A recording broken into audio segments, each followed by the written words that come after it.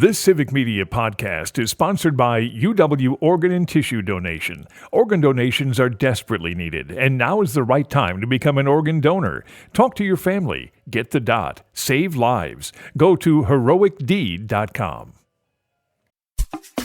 This is your WXCO Daily News Roundup for Bull Falls Radio, 98.9 FM and 1230 AM in Wausau.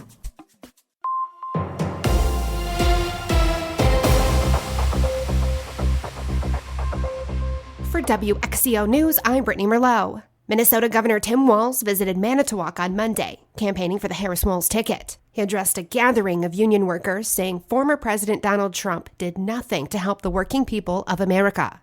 And while Trump promised he was going to stop the offshoring of jobs, here's what he did. He cut taxes for corporations during his presidency.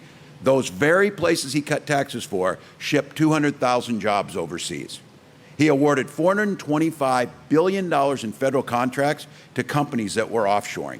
Walz appeared in a private event in Waukesha later in the day. This was his 7th visit to the Badger State since he joined the ticket. In Wisconsin, clerks hope that a long-standing practice helps battle election misinformation. Here's Savannah Tomey Olson. All over Wisconsin this week, municipal clerks are testing election equipment. Under state law, they're required to do public tests of their machines within 10 days of an election. Now, they've been doing this for years, but as election security misinformation can spread like wildfire, there's added interest. Algoma City Clerk Erin Mueller says she hopes people see the intricate steps for themselves. We will take the voting machine out of the vault, and we will go through the whole process of putting the cartridges in the places where they're supposed to go, adding the safety seals, recording the safety seals, and then putting the test ballots through the machine to ensure accuracy.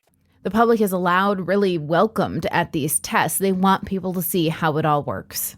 And Wisconsin Elections Commission is reporting nearly a 40% increase in early in-person absentee voting over 2020. Early in-person absentee voting began last week. The WEC says voters have requested nearly 1 million absentee ballots, with over 715,000 returned by mail or in-person early voters. This Halloween, former President Bill Clinton is coming to the Badger State. He's not trick-or-treating, but rather he'll be here campaigning for the Harris-Walz presidential campaign. He'll appear in the Fox Valley and in Milwaukee. The specific locations and times have not been released. And former President Donald Trump will be in Ashwaubenon tonight with the Trump-Vance campaign rally. And RFK will stay. The U.S. Supreme Court has rejected Robert F. Kennedy Jr.'s emergency appeal to have his name removed from the presidential ballots in Wisconsin and Michigan. Stuart Waddles has more. Kennedy, who suspended his campaign in August and now supports Donald Trump, argues forcing him to remain on the ballot violates his First Amendment rights and could mislead voters. With early voting already underway in both battleground states, election officials maintain that it's too late to make changes to the ballots. And cattle shortages are affecting beef prices at meat markets. Geis Meat Market in Merrill has been dealing with a backlog of orders. Owner Andy Geis says customers would normally bring in 10 to 15 beef for harvest. Now they're only bringing in 7 or 8. So if you're looking to order a side of beef directly from them, you're going to have to wait until mid-January. And if you were hoping for the price of meat to start going down sometime soon, don't hold your breath. Geis says he suspects prices will keep rising with the wait because it takes a long time to replenish herds. A recent report from the Farm Bureau shows beef rates have hit a record high of over $8.15 per pound. It's impacting producers and consumers. And the weather is changing. That means it's time for fall home maintenance. The Better Business Bureau is reminding us of important tips to prepare your home before winter weather arrives. Like clean your gutters, inspect your roof, test your smoke and carbon dioxide detectors, check your windows and doors for air leaking, and organize your garage and store patio furniture and other outdoor items inside. You can visit bbb.org for more home maintenance tips. A new discount store opens in Rothschild today, bringing nearly 60 new jobs to the community. It's their second location in Wisconsin, called Ollie's. The store carries almost all departments that you'll be searching for, and at up to 70% off. There are a lot of closeouts or overstock, but no damaged goods. From food, drinks, houseware, hardware, health and beauty products, to books, automotive, and more. When shopping at the store, you may notice it may look different each time you visit. Ollie's says they're opening 5 new stores in Wisconsin within the next year. This one is parked on East Grand Avenue in Rothschild.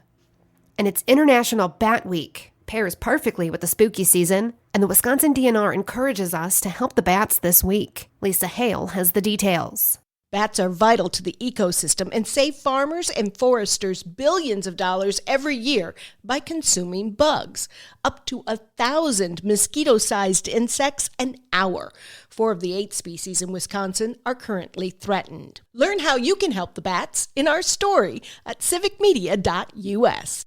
And most of the state just went through 24 hours of record-breaking warmth. This morning, record warm overnight lows were felt across Wisconsin. At 6 a.m., temperatures statewide were in the upper 60s to low 70s. It blew the old records out of the water by 5 to 10 degrees in some spots. This after record high temperatures were reached in Stevens Point, Wisconsin Rapids, and Merrill Tuesday afternoon. But of course, there was a good base to jump off of, as Tuesday morning's lows were also making history warmth. Now, a potent cold front approaches, which will drag temperatures down a good 30 degrees or more. With such a sharp difference ahead, expect storms to spark up tonight. The system will bring much-needed rain, heavy at times, especially into areas of central Wisconsin. Meanwhile, northern parts of the state are prepping for a wintry mix overnight and potentially snow flying across many northern counties throughout Halloween.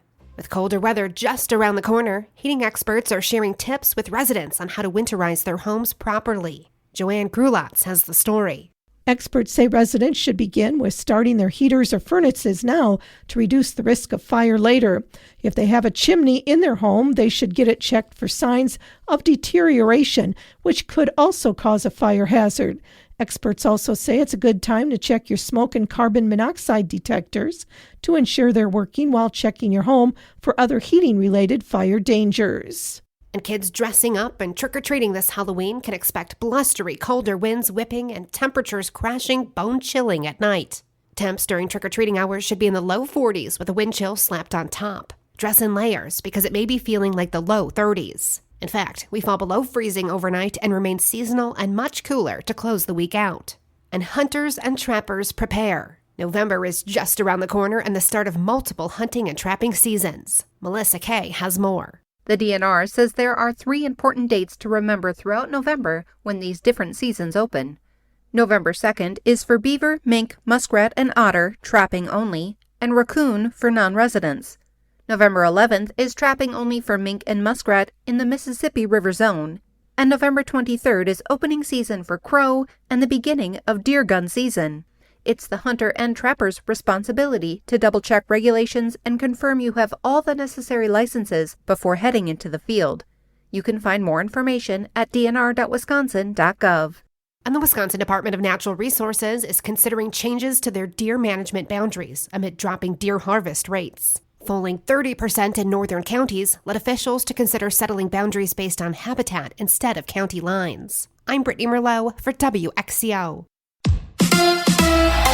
A Brewers coach signs an extension. Hi, I'm Mike Clemens with sports. Baseball, the Brewers have renewed the contract of pitching coach Chris Hook. The 56-year-old Hook, who has worked his way up in the organization for 20 years, signed a multi-year extension with the team yesterday. He's credited with developing the team's young pitching talent. The Yankees won Game 4 of the World Series last night in New York, 11-4 over the Dodgers. Game 5 is tonight, Los Angeles leading 3-1. NBA, the Bucks are in Memphis. They face the Grizzlies tomorrow night on Halloween. The NFL trade deadline is coming up next Tuesday. Yesterday, the Packers signed linebacker Jamin Davis to their practice squad. Davis had been a first-round pick for Washington 3 years ago and was asked how familiar he is with the Packers. Ironically, I got a chance to watch him a little bit last year, and it's crazy now that I might actually get an opportunity to play for him. But currently, I'm just honestly soaking everything all in, and hopefully I can get to work and just watch as much film as possible. That's Packers linebacker Jamin Davis with sports. I'm Mike Clemens. On your entertainment beat, I'm Pete Schwaba. And just like that, we say goodbye to Halloween films and look forward to the start of the holiday box office season, which is just a couple weeks away. The season will open with an anticipated bang as Amazon MGM Studios is set to release its $200 million Santa Claus caper film, Red Santa, starring Dwayne Johnson and Chris Evans. The film was set to go right to streaming, but tested so well with audiences, they're going theatrical. The film is estimated to make $36 million in its opening weekend. If you notice an uptick in original content in the next year, there is a reason. The 6 biggest global content companies are planning to spend almost 10% more than they did this year. That would be an increase to $126 billion geared toward new viewing options. Disney will lead the way, spending 9% more next year. Hopefully, it's not all on remakes and sequels. Johnny Depp and Penelope Cruz are about to team up in a new film. Day Drinker Yes, my fellow Wisconsinites, it is an awesome title. The film will tell the story of a cruise ship bartender, Depp, who befriends a mysterious day drinker played by Cruise, and they end up embroiled in a caper. This will be the fourth time Depp and Cruise grace the screen together after starring in Blow, Pirates of the Caribbean on Stranger Tides, and Murder on the Orient Express. If you love Squid Game, you might love the new spin-off, which will be an American version. Deadline reports that the project will be led by director David Fincher, whose credits include films like The Game and Seven. This will be the first spin-off of the Korean show. Season 2 of the original Squid Game premieres December 26th of this year on Netflix.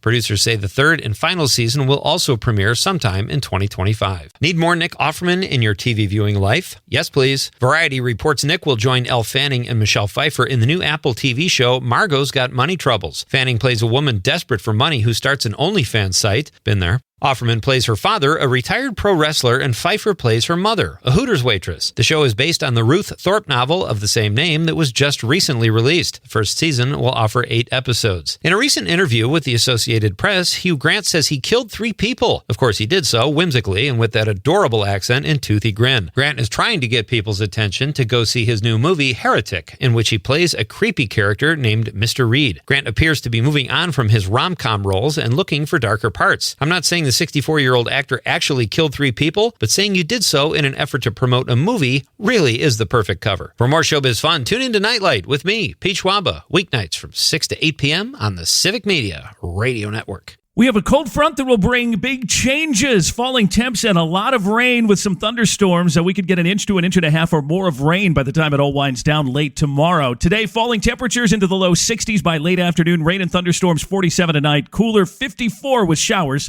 tomorrow. I'm meteorologist Sean Cable. Temperature now 67. That's your WXCO Daily News Roundup from Civic Media. Subscribe to this podcast on Spotify, Apple, or wherever you find your podcasts. Find more news at bullfallsradio.com. The national news cycle never stops, but it can be hard to find news about your local community. Civic Media is dedicated to providing quality local and state news coverage across Wisconsin. With the Civic Media app, you can get notifications about local stories that matter to you and your community. Find the free Civic Media app in your phone's app store and choose notifications from the menu to tell us what kind of news you want to hear about.